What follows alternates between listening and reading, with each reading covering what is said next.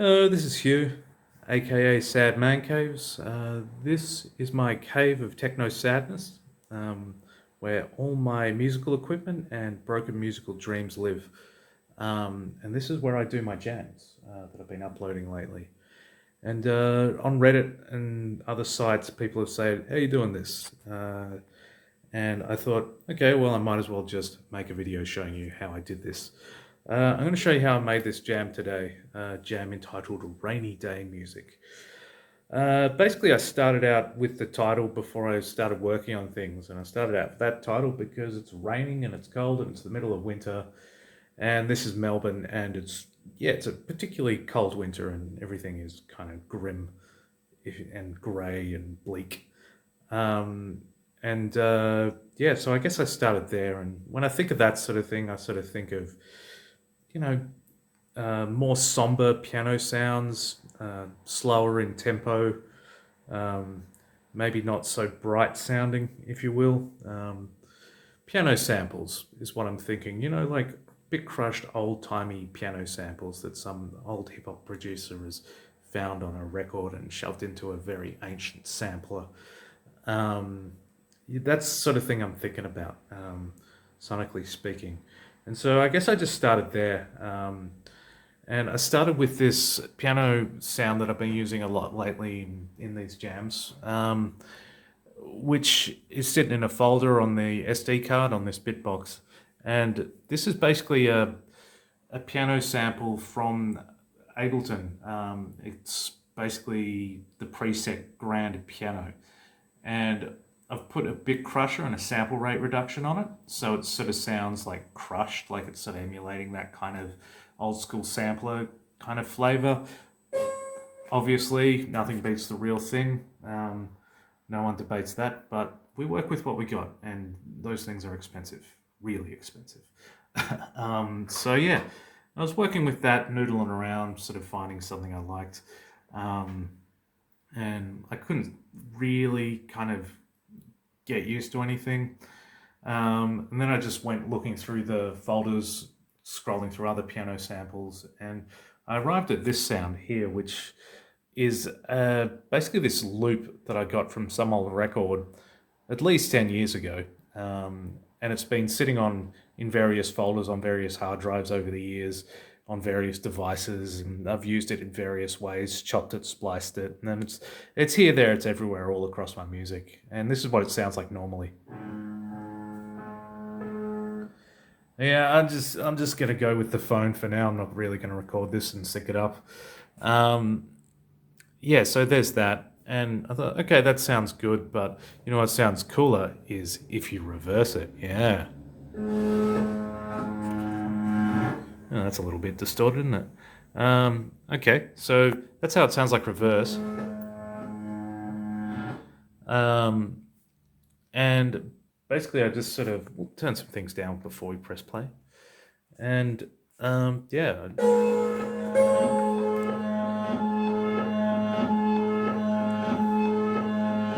For some reason, it sounds better if I only get half the bar in there. And what I ended up doing was I ended up putting in half a bar of this and a full bar of the whole loop pitch shifted up and still reversed. And there we go. So there we go, that's the sound. And then I started playing over that. And this is sort of what I came up with.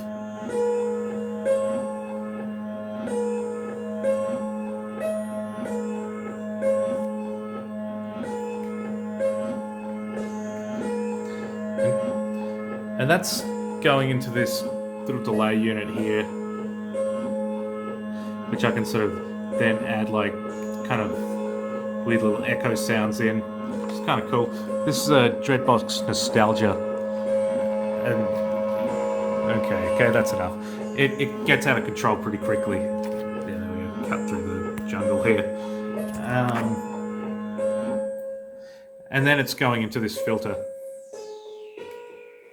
This is a Bafako Sullen Key filter, apparently from the emulation or a recreation of the MS-10 filter. It's great. these are great. These are absolutely amazing. Couldn't recommend them more. And that's the main filter that I always use for pretty much everything. So yeah, those are the piano samples, and I decided to sort of take them in sort of a few different directions. So here's one.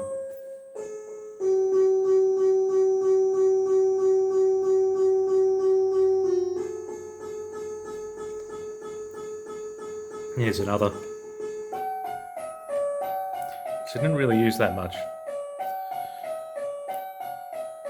And I found myself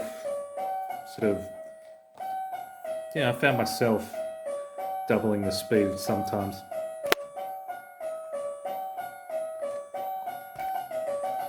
There we go. There we go. Didn't really use that too much. Hey.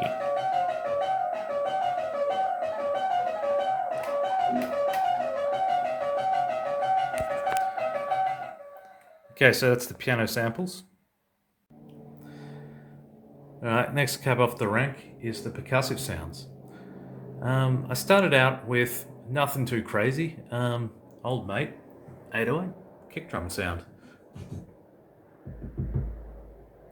There we go, there it is. You probably can't really hear it through the phone. But basically this comes from this company called Falafula, which I don't know too much about. I think they put out kits for this kind of thing. This actually sounds better than any other 808 recreation that I've ever heard. There's just something about it. It sounds good. Drifts around a bit too, which is good. I tuned this to the key of the song, or close enough to whatever sounded good, which is what you should do. Yeah, and just nothing too boomy, just like boom, too crazy. And I settled on just basically 4 hits at the start of the bar. There we go, you can see it there. And to me that was satisfactory. The next percussive sound that I sort of started to work with was, we'll just turn down the 808, is this guy. It's quite quiet. Yeah, you can sort of hear it. It is actually a very quiet module, this one. This is a DSP Synthesizers XR10 16-bit percussion. That's a lie. It's definitely 8-bit, which is a good thing in my books. And this is this sort of DIY project that someone made, and a few people developed their own kind of things. And apparently there was a whole bunch of these different drum machines, and it was all like very limited sample storage space on this I guess at mega chip peak. What do you call them? I don't know. Yeah, at mega chips or whatever. There's like a very limited amount of sample storage. I think it's like less than a megabyte. So there's a sort of a series of these, all of different old school drum machines. Which these sounds really sort of lack a lot of beef and low end, so the kick does sound particularly bad. But what I usually do is I just tune them all up high because they sound kind of cool. I'm not trying to make it sound like an XR10, I'm just trying to make it sound like whatever it sounds like. And it's kind of cool. It's got volume faders for every drum sound, it's got a trigger for every drum sound, and it's got a little pitch potentiometer for each drum sound. And you can sort of really tune everything sort of perfectly, and it's really cool. But the thing that's coolest about it is you can sort of just, like, the way it's pitch shifting things, it's doing it in a granular way. So you might be able to hear that the lower you get, it just starts to see, you can hear the bits and the samples just being stretched out. It's really cool. And when you pitch shift everything up high, it sounds really cool too. It doesn't sound good as an XR10. It sounds good as what it is. If you see one of those, pick it up, because they're kind of cool. You'll only find it on the second-hand market. But I was lucky enough to find one myself, so good for me. But this is going into a filter here, this low-pass filter, which I would say is not a very good filter. It's one of those ones that you turn up well, it's called regeneration. What's it? The resonance, which is what it should be called. When you turn that up, yeah, there it goes. There goes all the signal strength. So yeah. So anyway, I put a filter over it because I sort of like this kind of sound. That's the sort of sound I was kind of looking for. This filter sweeping, little percussive sort of sound. And anyway, let's bring the kick drum back. Oops, hello. Kick drums at the party. Okay. All right. I guess I should get on to like the main drum sound. Believe it or not, that sounds pretty main to me. But let's just fade it up in the mix.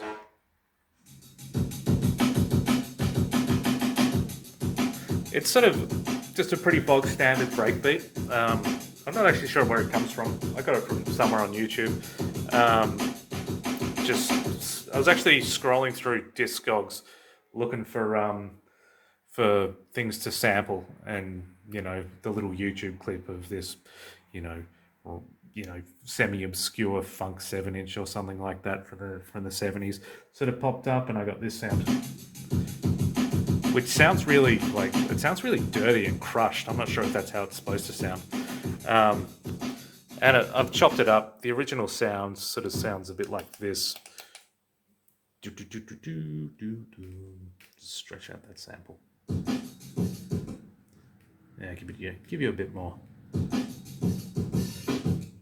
You've probably heard that in many a 90s hip-hop song. Yeah, it sounds really nice and crusty.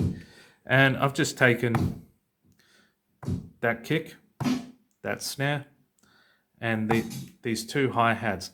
And I decided to, instead of just getting one hi-hat or sampling them both individually, I just decided to get the two of them there like that.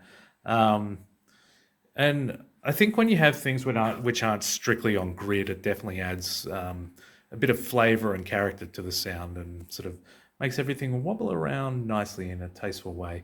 It's not completely on grid, it's not completely on tempo, but it's close enough. And I think it sounds more interesting than actually having it like perfectly on grid. So yeah, that's what I'd recommend everyone does. But then again, maybe you have your own sound. I don't know. All right, what do we get to next? I guess it would be remiss of me to mention that, oh God, I got to have a bass line. You always got to have a bass line, right? So, and bass line is absolutely never where I start. So usually it's an afterthought. But let's just bring in our piano sounds.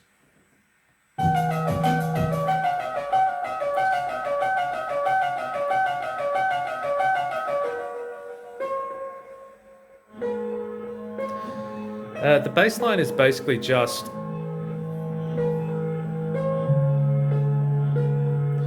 actually, this is a problem that sometimes happens. Everything sort of, the one is off. There we go. Can happen with the BeatStep Pro. So it's basically just, to me, played it by ear to whatever sounds good with those piano sounds. It's nothing crazy.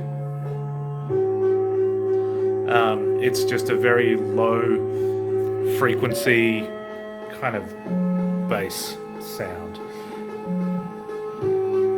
You probably can't even hear it through the phone. So anyway, it's basically this Z3000 operator that the pitch is being controlled by channel 2 of the BeatStep Pro. And yeah, it's a sine wave. It hasn't got a filter on it, and there's not really much to filter out in the high frequency spectrum. So I'm just doing that in the mixer itself. I'm just doing the high down. Not that it's making that much difference. So anyway, that was sort of an afterthought. So basically, right now so sort of have these like this A and B and C state, which I was pretty happy with, and yeah, so that's where I ended up. And at a certain point, I'd heard these sounds too many times, which is sort of what always happens inevitably. And I got bored of it, and I went on to work on just something else that sort of I'm new and fresh with and excited about. And I ended up, okay, let's make this sound a bit clearer. So I ended up going, what am I going to do over this? So that's this is the sound we ended up with. But my initial thought was, let's get these the FM drum sound from the Peak drum module, or the Peak. It's not a drum module, but that's all I use it for. And let's feed it into our 2HP loop, clock that to our main clock, and have a bar of just drum sounds that aren't necessarily on grid, and just being played entirely by feeling and by ear, and just playing with the I don't know, the various parameters, mostly pitch. I mucked around with that, couldn't get really happy with it, and I was like, fuck it, I'll just plug the guitar in. So I got this lovely electric guitar, and I plugged it in to the loop, and yeah, I sort of mucked around with that and got something I was happy with. I'm not really a guitar player, so it was like, play this string at the start of the bar and then play this, that kind of thing, and then noodle about a little bit and get a few little sounds in there. So it ended up sounding like this. Sounds a bit, I wouldn't say it sounds perfect, but yeah, but what is? And I was like, that's good enough. Yeah. And that's been my philosophy about sort of sounds lately. It's like, I'm not going to agonize over it. If it's good, it sounds good enough, then it's good. I'm not saying you shouldn't try and create something awesome. I'm just saying I'm very tired of agonizing about stuff. So you got it quickly, you got it done. Okay, go. That's the mindset with a lot of these jams. And this is going through an effects chain. Yeah, look at this. I just made this. So basically, like the other day, I just cut out a bit of plywood and drilled some holes in it and put a whole bunch of Velcro on it and decided to mount all my effects.